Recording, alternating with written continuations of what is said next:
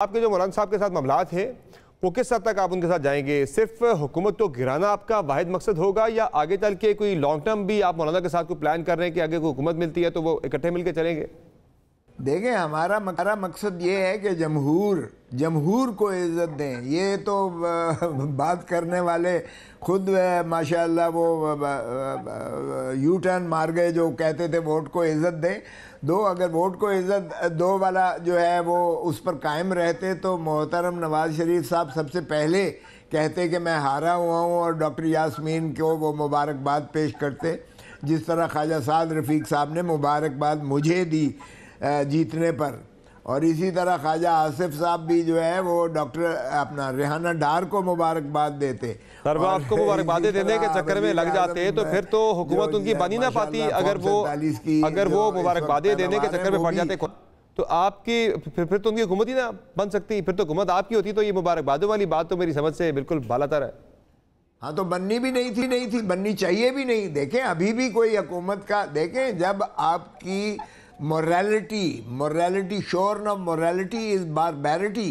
یہ جو حکومت ہے کب ہم تسلیم کرتے ہیں اس حکومت کو؟ کون جائز اس حکومت کو سمجھتا ہے؟ نہ عوام سمجھتی ہے اور نہ ہی ہم سمجھتے ہیں کہ یہ جائز حکومت ہے. یہ آپ نے مسلط کر دی ہے وہ لوگ جو ہارے ہوئے ہیں پاکستان کے عوام نے, جنہیں مسترد کیا ہے آپ نے, ان کے سر پر جو ہے بٹھا دیا ہے ان کو.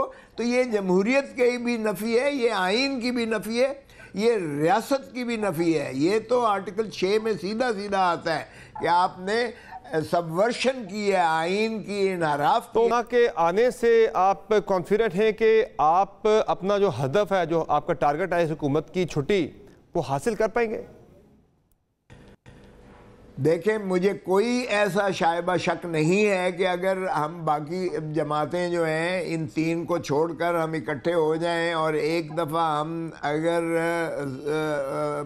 اجتماعی طور پر ہم باہر نکل آتے ہیں تو لوگ آپ دیکھیں کتنے تنگ ہیں اتنے لوگ کہ یہ خش و خاشاک کی طرح بہہ جائے گی یہ حکومت, آپ کو کہیں نظر نہیں آئے گی.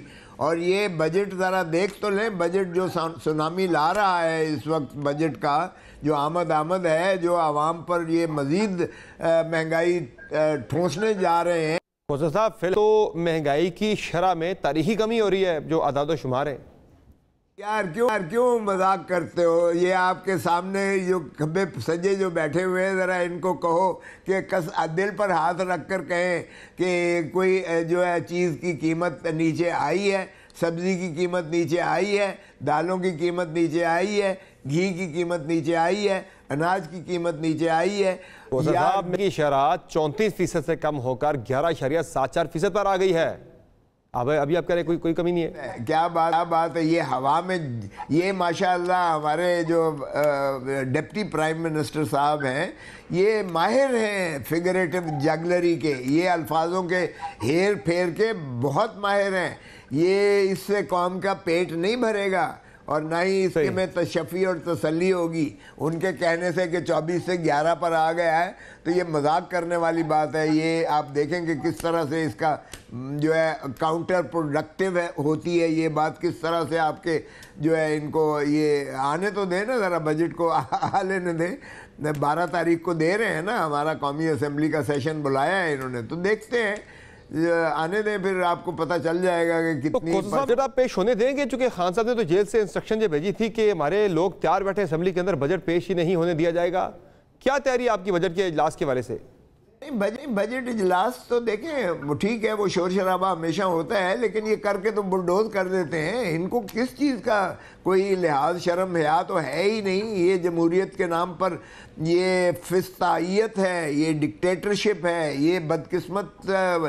دیکھیے عمران خان نے تو سپریم کورٹ کو کہا, اپنا جو مختصر سا جو ان کو خطاب کرنے کی اجازت دی, اس میں بھی انہوں نے کہہ دیا کہ یہ تو جو سویلین ڈکٹیٹرشپ ہے یہ بالکل, اور ان کے پیچھے جو بھی ہیں عوامل, یہ کوئی جمہوریت تھوڑی ہے. یہ بلڈوز کر کے پاس کر لیں بل, جو ہے فائنانس بل, یہ بجٹ پاس کر لیں, اس سے کوئی فرق نہیں پڑے گا.